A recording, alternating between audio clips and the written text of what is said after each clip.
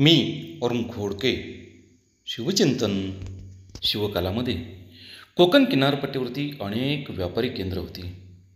त्यामध्ये दाभोळ, कल्याण, भिवंडी, वेंगुर्ला, पेण, चौल यांचा उल्लेख प्रामुख्याने करता येईल. चौलला मोठे व्यापारी बंदर होते. इसवी सन 1674मध्ये तिथे मोठी आग लागली आणि त्यामध्ये सुमारे 3000 घरे भस्मसात झाली. चौलला रेशमाचा मोठा धंदा होता.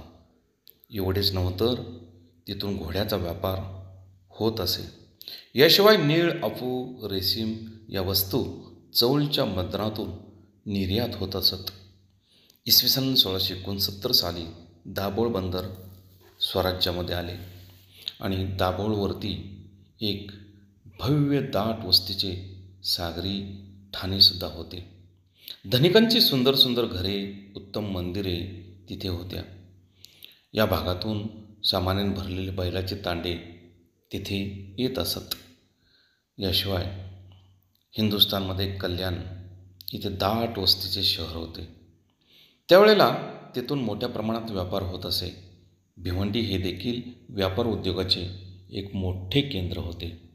भिवंडी आणि कल्याण येथे जहाजे आणि घरे बांधण्यासाठी लागणारे टिंबर जातीचे लाकूड मोठ्या प्रमाणात उपलब्ध होत असे.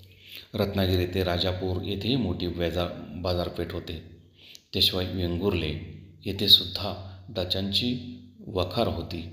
याशिवाय महाड, कोल्हापूर, चिपळूण, पेण, नागोठणे हेही व्यापारी केंद्र त्यावेळेला मोठ्या प्रमाणात विकसित झाल्या होत्या. बहुत काय बोलणे. राम कृष्ण हरी.